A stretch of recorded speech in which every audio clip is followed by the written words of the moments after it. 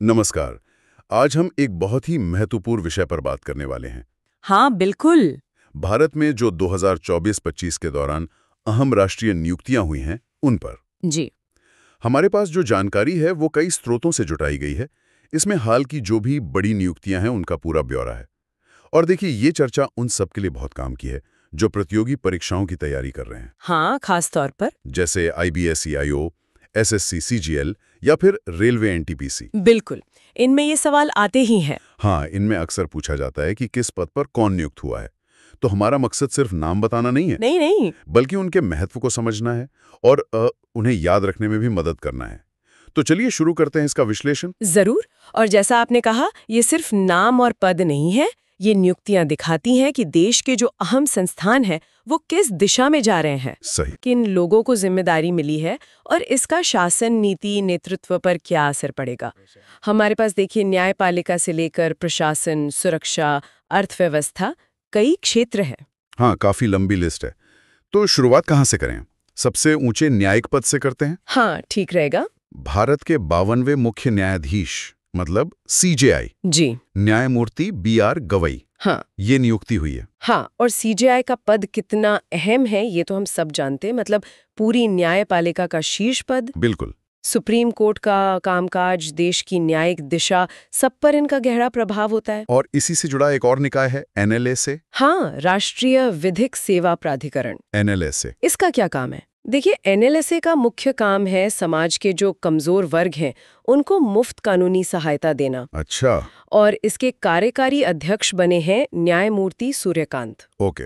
और एक विधि आयोग भी है। हाँ, 23वां विधि आयोग, इसके अध्यक्ष हैं दिनेश माहेश्वरी। विधि आयोग का काम? विधि आयोग सरकार को कानूनी मामलों पर सलाह देता है। मतलब जो जटिल कानूनी मुद्दे होते हैं उन पर राय देना, कानूनों में सुधार सुझाना, देश के विधायी भविष्य के लिए बहुत महत्वपूर्ण है ये। अच्छा, तो ये तीनों ही पद CJI, नालसा अध्यक्ष और विधि आयोग अध्यक्ष, ये सब कानून और न्याय व्यवस्था से सीधे जुड़े हैं। हाँ बिल्कुल, उसको मजबूत करने और दिशा देने वाले पद हैं ये। इसी कड़ी में एक और नाम है, अजय माणिक राव खानविलकर। ये भारत के नए लोकपाल बने हैं। जी। पहले लोकपाल कौन थे, अभी याद रखना चाहिए शायद, पिनाकी चंद्र घोष। हाँ, वो पहले थे। और देखिए, लोकपाल की भूमिका भी बहुत खास है।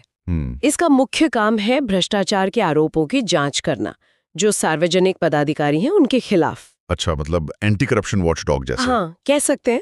और खानविलकर की नियुक्ति ऐसे समय में हुई है जब पारदर्शिता और जवाबदेही पर बहुत जोर है, तो इनकी भूमिका पर सबकी नजरें रहेंगी। शासन में शुचिता के लिए ये पद बहुत अहम है। बिल्कुल। अच्छा, अब प्रशासन और नौकरशाही की तरफ आते हैं। हाँ, कई हैं। भारत के नियंत्रक एवं महालेखा परीक्षक जी CAG, इस पद पर संजय मूर्ति की नियुक्ति हुई है।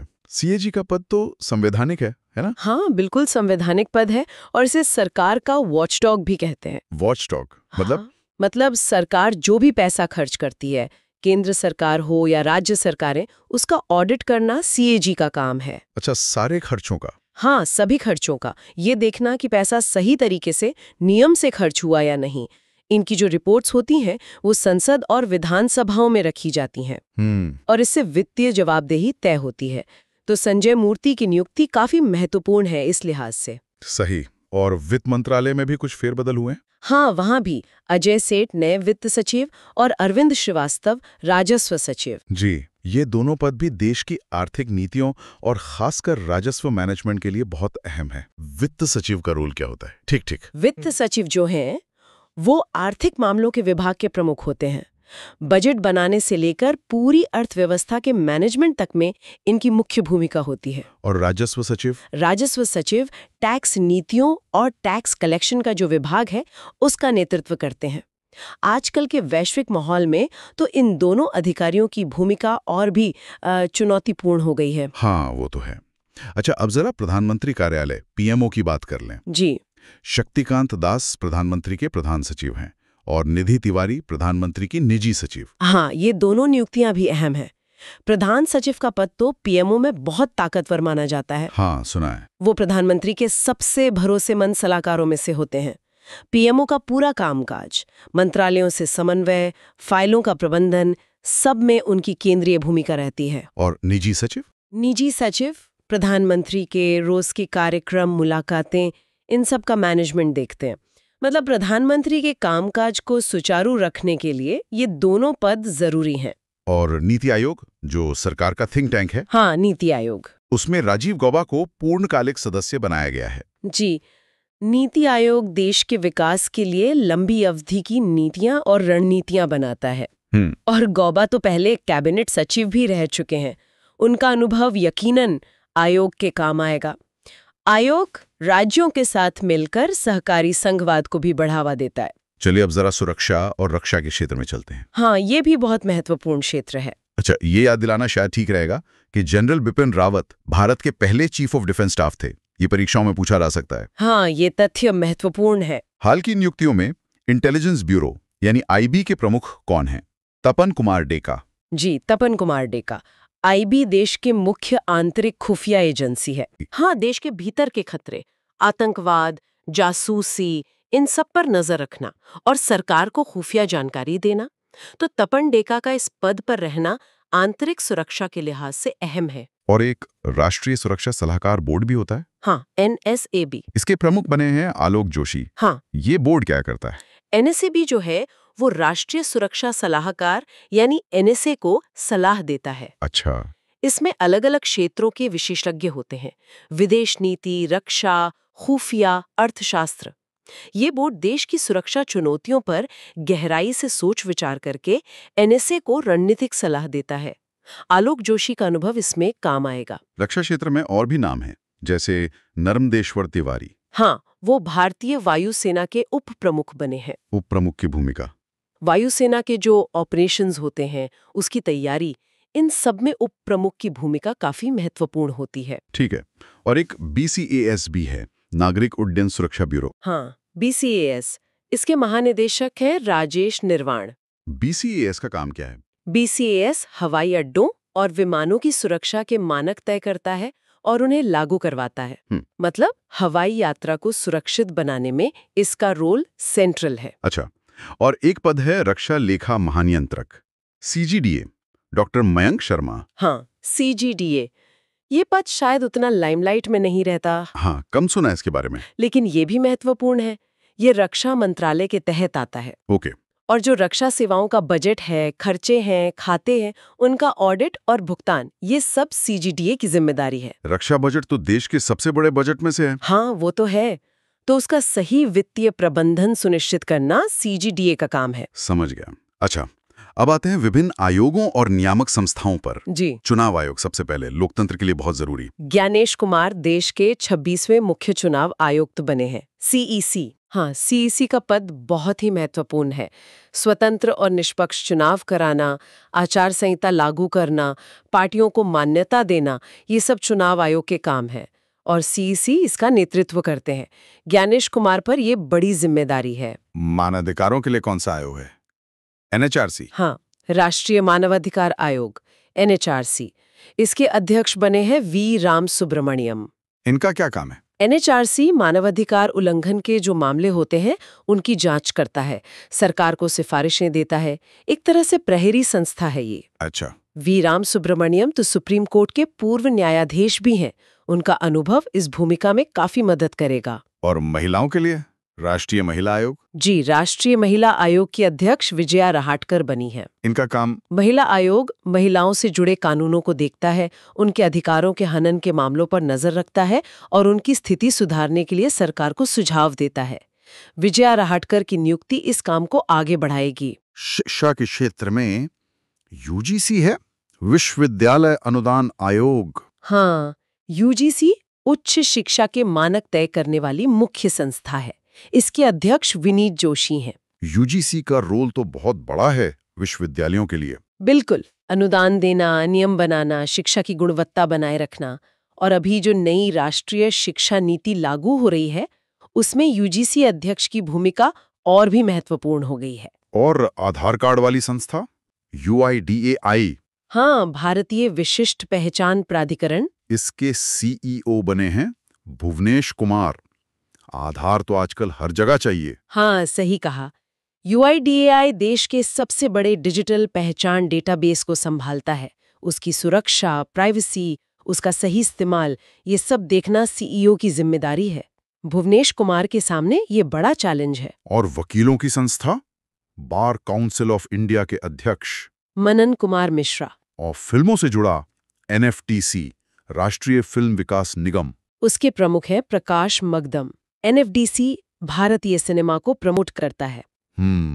यहाँ एक और खास बात बतानी चाहिए। हाँ बताइए। अंजू राठी राणा, वो देश की पहली महिला विधि सचिव बनी हैं। अरे वाह, पहली महिला विधि सचिव। हाँ, ये कानून और न्याय मंत्रालय में एक बहुत सीनियर पद है और इस पर किसी महिला का पहुंचना मतलब लैंगिक समानता के लिए एक अच्छा कदम है। ये तो वाकई बहुत बढ़िया खबर है। अच्छा, अब जरा अर्थव्यवस्था और भारत के अंतर्राष्ट्रीय इंटरफेस से जुड़ी नियुक्तियों को देखते हैं। जी।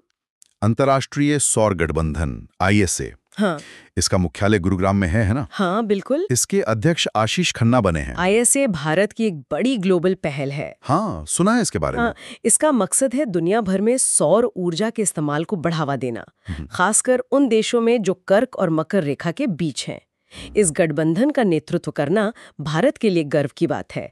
आशीष खन्ना की भूमिका इसे आगे ले जाने में अहम होगी। बैंकिंग सेक्टर में IBA है, भारतीय बैंक संघ। हाँ, IBA के CEO हैं अतुल कुमार गोयल। IBA क्या करता है? IBA बैंकों के हितों का प्रतिनिधित्व करता है, मतलब बैंकों और सरकार या RBI जैसे रेगुलेटर के बीच एक पुल का काम करता है।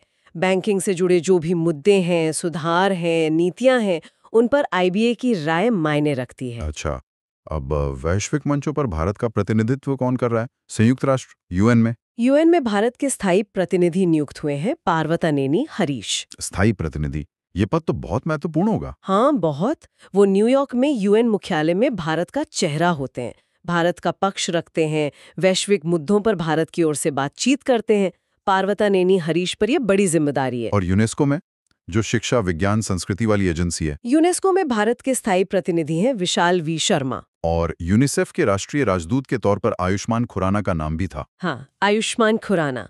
ये गैर सरकारी नियुक्तियां हैं लेकिन महत्वपूर्ण हैं। उनके जैसे लोकप्रिय चेहरे को यूनिसेफ से जोड़ने से बच्चों के अधिकारों के बारे में जागरूकता फैलाने में मदद मिलती है। हाँ, ये बात तो है। अच्छा, अब कुछ खेल और स्वास्थ्य, कृषि क्षेत्र की नियुक्तियां देख लेते हैं। जी। एथलेटिक्स फेडरेशन ऑफ इंडिया के अध्यक्ष बहादुर सिंह सागू। खेल संघों का नेतृत्व भी महत्वपूर्ण होता है खेलों के विकास के लिए। बिल्कुल। और एथलेटिक्स में तो भारत अच्छा कर रहा है तो फेडरेशन की भूमिका और बढ़ जाती है। क्रिकेट में BCCI के लोकपाल और एथिक्स ऑफिसर न्यायमूर्ति अरुण मिश्रा। और एक दिलचस्प नियुक्ति हुई है, मीराबाई चौनू। हाँ, भारत की स्टार वेटलिफ्टर। वो अंतर्राष्ट्रीय भारोत्तोलन महासंघ IWF के एथलीट आयोग की अध्यक्ष बनी है। ये बहुत ही अच्छी बात है। जब मीराबाई चानू जैसे टॉप खिलाड़ी प्रशासनिक भूमिकाओं में आते हैं ना, हाँ, तो इससे खिलाड़ियों की आवाज पॉलिसी बनाने वालों तक पहुंचती है और ये दूसरे खिलाड़ियों को भी प्रेरणा देता है। खेल प्रशासन में पारदर्शिता और खिलाड़ी केंद्रित सोच लाने में इससे मदद मिल सकती है। ये तो बहुत सकारात्मक बात है। स्वास्थ्य और कृषि में भी कुछ नाम है। जी, राष्ट्रीय स्वास्थ्य सूचकांक के निदेशक हैं जय भट्टाचार्य। और ICAR, भारतीय कृषि अनुसंधान परिषद। हाँ, कृषि अनुसंधान की शीर्ष संस्था, उसके निदेशक हैं मांगीलाल जाट। ये दोनों पद भी अपने अपने क्षेत्र में अहम होंगे। हाँ, नीति निर्धारण और रिसर्च की दिशा तय करने में। और आखिर में कुछ और बची हुई नियुक्तियां। जी। दिल्ली विधानसभा के अध्यक्ष कौन है? विजेंद्र गुप्ता। और निजी क्षेत्र में देखें तो टाटा कम्युनिकेशन के अध्यक्ष बने हैं N गणपति सुब्रमण्यम। जी। और एयर इंडिया एक्सप्रेस, जो अब टाटा का हिस्सा है, उसके अध्यक्ष कैम्बेल विल्सन हैं। हाँ, तो ये सूची दिखाती है कि नेतृत्व सिर्फ सरकारी या संवैधानिक पदों तक ही नहीं है। सही। विधायी निकायों में, निजी क्षेत्र की बड़ी कंपनियों में, एयरलाइंस में, इन सब में भी महत्वपूर्ण नेतृत्व भूमिकाएं हैं और ये सब देश की अर्थव्यवस्था और शासन के अलग-अलग पहलुओं पर असर डालती हैं। तो हमने आज काफी सारी नियुक्तियों पर बात की। न्यायिक, प्रशासनिक, सुरक्षा, नियामक, आर्थिक, अंतर्राष्ट्रीय, खेल और भी कई। हाँ, लगभग सभी अहम क्षेत्रों को कवर किया। तो इसका सार क्या है, खासकर हमारे उन श्रोताओं के लिए जो प्रतियोगी परीक्षाओं की तैयारी में लगे हैं, उनके लिए क्या टेक अवे है? देखिए, सार यही है कि इन नियुक्तियों को जानना सिर्फ नाम रटना नहीं है। ये भारत की जो शासन संरचना है, जो प्रमुख संस्थान है, वो कैसे काम करते हैं और नेतृत्व में क्या बदलाव हो रहे हैं, इसे समझने का एक तरीका है। हाँ, सही। परीक्षाओं में अक्सर इन पदों के महत्व, उनके काम या हाल की नियुक्ति से जुड़े सवाल आते हैं। तो कौन किस पद पर है, ये जानने के साथ साथ उस पद की भूमिका क्या है, ये समझना भी जरूरी है। बिल्कुल, मतलब सिर्फ नाम नहीं, काम भी पता होना चाहिए। हाँ, और अगर हम इसे बड़ी तस्वीर में देखें तो ये नियुक्तियां दिखाती हैं कि देश किन प्राथमिकताओं के साथ आगे बढ़ रहा है और किन लोगों पर महत्वपूर्ण जिम्मेदारियां दी गई हैं। एकदम सही कहा। ये समझना कि CAG क्या करता है या NHRC का क्या काम है, ये सिर्फ करंट अफेयर्स नहीं, बल्कि भारतीय राजव्यवस्था और शासन को समझने का ही हिस्सा है। बिल्कुल। और जब आप इन सारी नियुक्तियों को एक साथ देखते हैं तो एक विचार आता है मन में। क्या? कि नेतृत्व में निरंतरता और बदलाव के बीच कैसा संतुलन दिख रहा है। कुछ पदों पर अनुभवी लोग बने हुए हैं, कुछ पर नए चेहरे आए हैं, कुछ नियुक्तियां पारंपरिक पृष्ठभूमि से हैं, तो कुछ जैसे मीराबाई चानू का IWF में आना वो एक नई दिशा का संकेत देती हैं। हाँ, ये दिलचस्प है। तो ये सोचने वाली बात है कि ये सब नियुक्तियां आने वाले समय में भारत की दिशा को कैसे प्रभावित करेंगी। ये वाकई एक सोचने वाला सवाल है, जिस पर शायद आगे और विचार किया जा सकता है। जी फिलहाल इन राष्ट्रीय नियुक्तियों पर आज की हमारी ये विस्तृत चर्चा यहीं समाप्त करते हैं। ठीक है। अगर आपको ये जानकारी और ये विश्लेषण उपयोगी लगा हो तो इस चर्चा को लाइक जरूर करें। हाँ, और चैनल को सब्सक्राइब भी कर लें। और इसे अपने दोस्तों के साथ जरूर साझा करें, खासकर उनके साथ जो प्रतियोगी परीक्षाओं की तैयारी कर रहे हैं, ताकि उन्हें भी इसका लाभ मिल सके। बिल्कुल। तो आज के लिए बस इतना ही। धन्यवाद। धन्यवाद।